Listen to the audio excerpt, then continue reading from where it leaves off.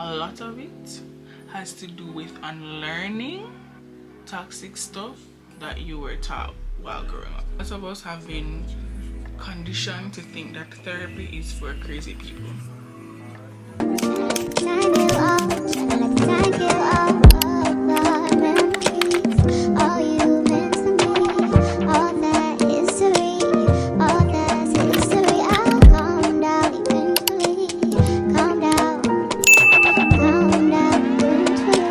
Hey guys, welcome to the first episode of Bree Talks. I'm Gabriella and welcome back to my channel. I'm 27 years old, yes, still in my 20s, figuring out my life.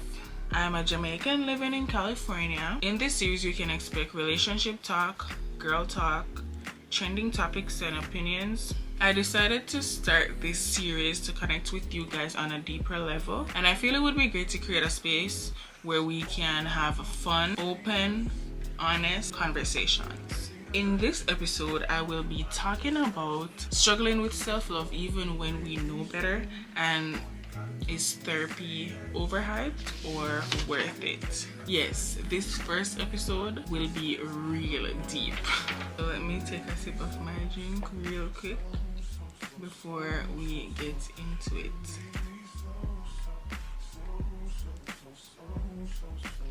Okay, I need to be real with y'all today. Why is it so hard to love ourselves? Like, really love ourselves, even when we know better? Like, think about it. It's so easy for us to hype up our friends, pour into our partners, speak life into everybody around us. But when it comes to ourselves, it's like we go mute. Why is that? That is so weird. And I'm not talking about surface level self-love, like, you know, self-care Sunday vibe, getting your nails done, doing a little facial or pampering yourself. I'm talking about the raw, unpretty, uncomfortable self-love, like setting boundaries, knowing when to walk away from people that hurt you, people with your dirt, and actually being kind to yourself whenever you mess up or you make a mistake. And I don't know about y'all, but there has been moments when I realized that I haven't been giving myself as much grace as I give everybody else, and I started to wonder, like, why is it so hard to give yourself some love, the same love that you give other people? Like, why do we do that? We'll be the biggest cheerleader for our friends, like hyping them up and be like, oh, you look so good, you look bomb, or don't give up, try harder, or take a break, come again, you can do it, you got it. But when it comes to ourselves, it's like we don't gas ourselves the same way. It's like we forget to be that same cheerleader. I think a part of it is because we have been taught to like seek validation from other people, but never from ourselves. Like we've been conditioned to think our worth is based on what? Well, based on how people treat us, how many people like us, or how much attention we actually get from people. So when we're alone and it's just us and our thought, we don't necessarily know how to pour into ourselves because we were never really taught how to do that. And I think another part of why we struggle with self-love, because we have been sold this like cute aesthetic version of it, like the social media version of self-love, that's just like face mask, getting your nails done, and soft girl era vibes. And don't get me wrong, that's a part of it. Treating yourself good is definitely a part of self-love, but real self-love is the deep, uncomfortable, gut-wrenching self-love. It's not always pretty. It involves cutting off people that keep hurting you. It's learning how to set boundaries and not actually feel guilty about the boundaries that you've set. It's choosing to walk away. It's choosing to walk away from relationships that no longer serve you, even when you still love them, because you can definitely still love someone and it's like, I don't know, you still love the person, but you are aware and you're still able to say that, you know, I love this person, but they're not treating me right. They're not treating me how I want to be treated. So I'm gonna walk away. But I still love them, but I'm gonna walk away. That's choosing yourself. It's also unlearning toxic stuff you were taught growing up. A lot of it has to do with unlearning toxic stuff that you were taught while growing up. And honestly, it's hard, it's heavy, and sometimes it doesn't feel like love at all. It feels like grief, because it's like you're pulling yourself away from something that you wanted to be good, you wanted to last forever. You just wanted to be in that space or be with that person. It could be a relationship, it could be a friendship. Feeling like you're breaking something. So it's self-love, but it actually feel like you're grief, even when the whole idea is for you to actually feel better in the long run, for yourself, for your benefit. It feels like grief. Weird. It's like grieving the version of yourself that you've outgrown, but you're not quite sure who you're becoming. Another thing that I've noticed, like, why do we struggle so much with forgiving ourselves? Like, if your friend make a mistake, you'd be like, girl, don't even worry about it, it's not that deep. But when you make a mistake, it's like you literally crucify yourself. I don't know, I feel like we tend to be so hard on ourselves, and sometimes you just need to give yourself some grace. Give yourself grace. Like, why do we show grace to everybody else but leave ourselves out? Why is it so hard to say, okay, I messed up, I'm human, and actually like believe it? Because if you don't believe what you're saying, it's really just words. I think realizing that loving yourself doesn't mean that you're always gonna get it right. It doesn't mean that you'll never make a mistake again. It means that when you mess up, you shouldn't like tear yourself apart. That's what is important. This is definitely something that I struggle with, like forgiving myself or giving myself grace. I've been told that before, but in my head I'm just like, am I not giving myself grace? I feel like I have, but I don't know. So if you're actually struggling with forgiving yourself, I want you to hear me when I say this. And this actually I go to me too, right? You don't have to be perfect to be worthy of love, okay? You don't have to have it all together to deserve grace.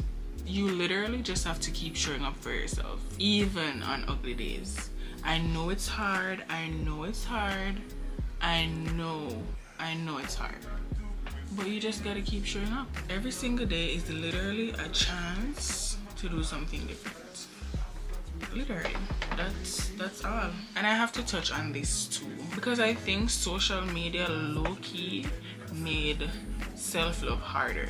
Like, we're constantly being shown perfect lives, perfect bodies, perfect relationships, and it tricks you into thinking you're behind or you're not good enough. But what we don't realize is we're comparing our real life to someone's highlight reel, literally. You'll see a girl posting her self-love journey, looking flawless, lashes, nails. But what she's not showing you is the nights that she's cried herself to sleep, or the morning she couldn't get out of bed. Getting out of bed? So then you start to think, why can't my healing be like that?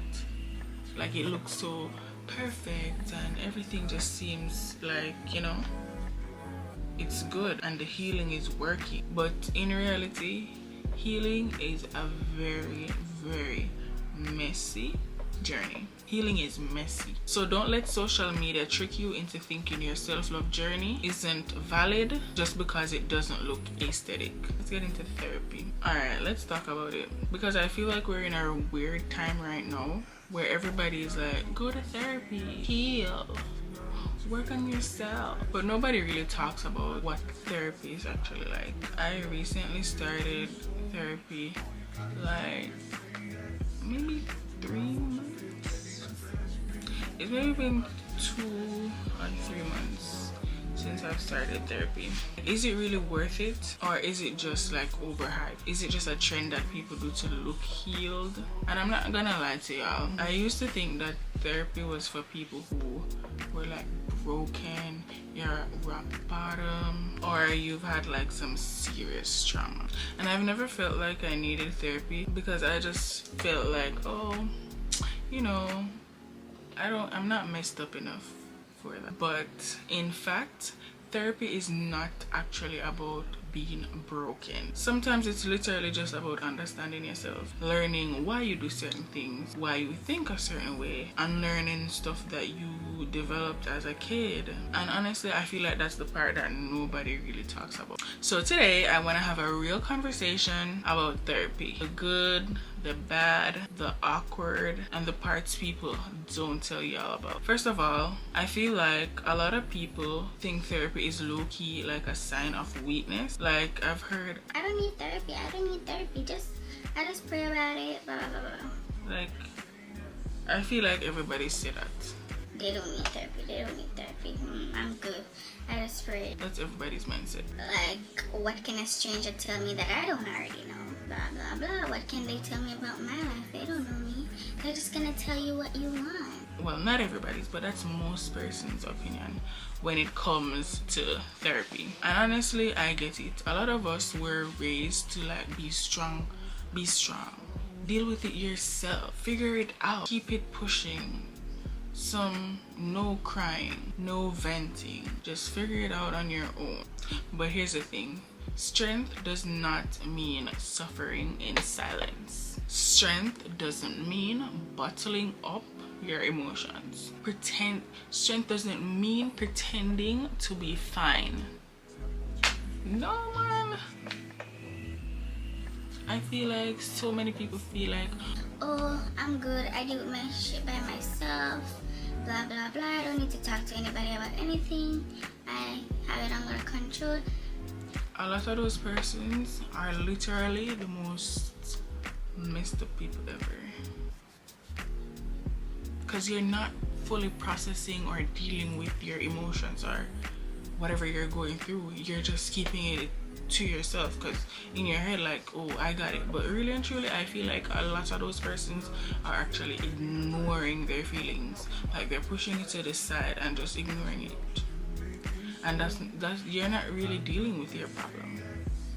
If that's what you're doing, you're literally not really dealing with your problem. And also, a lot of us have been conditioned to think that therapy is for crazy people, when literally therapy is like a safe space for you to like unpack how you feel without being judged, unpack your life without being judged. It's like just a space, a safe space that's created for you to vent and maybe hear a different opinion or get a different view on what you're having an issue with, learning certain things that you probably wouldn't even notice or realize. And let me say this, you don't need to wait until you hit rock bottom. Therapy is for people who want clarity, peace, understanding within themselves. Okay?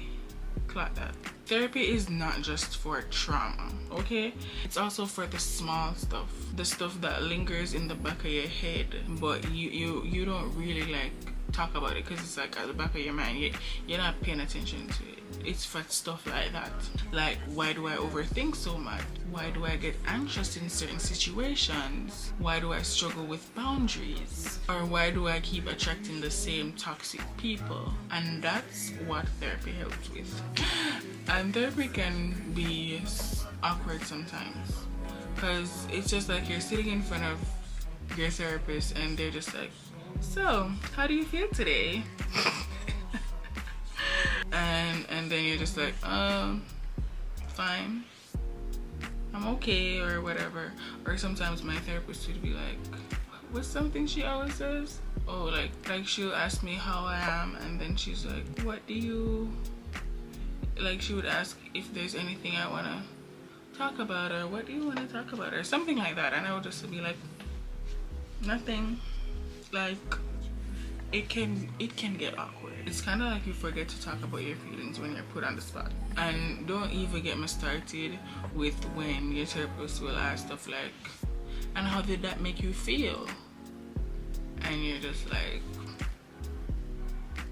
I don't know, bad, I guess. But honestly, I feel like that's just a part of the process. Therapy is like untangling a knot in your mind. You don't always have to have the words to explain how you feel, but eventually you will get there. And your therapist is not there to actually judge you. They're there to like guide you to understanding yourself, the way you think. It's literally geared towards understanding yourself better. I think one of the biggest misconceptions of therapy is that it's supposed to like fix you. Like you just go to a couple sessions and then boom, you're healed. You're healed, you're like a new person. But no, that's not how it works. Therapy doesn't erase your pain. It doesn't make your past disappear. It doesn't instantly heal your trauma. What it actually does is to help you to make sense of it, and it helps you to understand why you do what you do, why you respond the way you do, why you keep repeating certain cycles. Therapy doesn't actually like give you the answers. It helps you to figure out the answer yourself. And honestly, that's the hardest part, because sometimes you'll leave the session worse than you actually went onto that session. Because now you've actually like opened wounds that you didn't realize you had. So real. So real. So real. I feel like I feel after every session. Today, I had a session today, and that's it really how I felt after. I literally just felt like complete shutdown. Literally. But it just feel like say, you know, I don't talk to nobody, I don't want nobody talk to me. And yeah, I just be like ignore messages. But the beauty about therapy is that eventually you start to connect the dots. You start healing. You start learning how to give yourself grace. And that's something you can always do alone. Therapy has helped me to realize a few things about myself so far. Bad habits, why I'm acting the way I'm acting towards certain people in my life or towards certain things in my life. And I feel like without it, I probably would not have like arrived at like that realization. So for that, I'm grateful, and I will keep doing therapy. It's taught me how to give myself grace, taught me how to control my reactions to certain things, how I respond and stuff like that. My therapist also recommended 2 books for me based on like conversations we've had, and I literally got those books on Audible, because I feel like I can't necessarily read self-help books. I can, but I feel like it would take longer. But I literally listened to those 2 books in 1 month. One of them, I'm gonna put it on the screen, so if you guys are interested, you can look into it. One of them is the Let Them Theory by Mel Robbins. I'm gonna put it here, I think. The Let Them Theory, and that talks to you about basically controlling your reaction to certain things, not trying to always be in control of a situation or of people. Yeah, I feel like that's what that covers. And then you have the 5-second rule by Mel Robbins. That book basically geared towards helping you push yourself to complete your task or do certain things that you want to have done. I feel like those are 2 really good books. I really liked it and I really enjoyed it. I'm trying to apply some of those things to my daily life, because I feel like the need to control things is crazy. It's crazy. It goes crazy. So I'm working on that. The need to always be in control, child. So hard to not do that, but yeah, I'm working on it. There's another book. It's called When You're Ready, This Is How You Heal. by I think Brianna. I'm gonna have to put it here. That's a healing book. I have that book physically, and this is a self-help book. So this helps you to heal. I haven't finished reading it, but because as I said, it seems like I cannot read self-help books like straight like that. And if I pick up the book, I'm not pick it up. But as soon as I started reading this book, it was just hitting. So if you want to heal or you're looking for tips or something like that, try this book. Definitely recommend 10 out of 10. If you've been thinking about starting therapy but you've been talking yourself out of it, this is definitely your sign to start therapy. Also bear in mind that whoever your first therapist is doesn't have to be your long-term therapist, because sometimes you may have to feel people out and see if this therapist is matching what you want, or if it's, you'll know if it doesn't feel right. So if you don't like the therapist or you feel some type of way about it, you can always try someone else. Okay, so your first therapist now must be the therapist who really work with you or work for you. So keep that in mind, and don't wait to start therapy until you literally hit rock bottom. Don't say, oh, I'm not really broken enough. Like, if you've been thinking about it or you want clarity on certain things, or you notice that you've been repeating certain habits that you know in yourself, like, this is not what I want, or you want to try to understand yourself better, definitely try it. You can simply go just to try to understand yourself better. Yeah, is therapy worth it? Yes, 100% yes, it is worth it, but it's not gonna fix you. It's gonna help you to understand yourself. It will help you to make peace with different parts of your life, and I feel like everybody deserves it, no matter how much you feel like, oh, you got it all together, or how put together you think you are. If you've been wondering if therapy is worth it, yes it is, and you deserve it, period. And that's the end of our first episode. I want you to sit with this, reflect on it, and if anything hit home for you, don't ignore it. Do something about it, or do something with it. And most importantly, don't be afraid to do the work. Healing isn't always cute, but it's always worth it. Thank you guys so much for watching. Don't forget to subscribe if you're new, like this video, comment below other topics that you would like for me to discuss.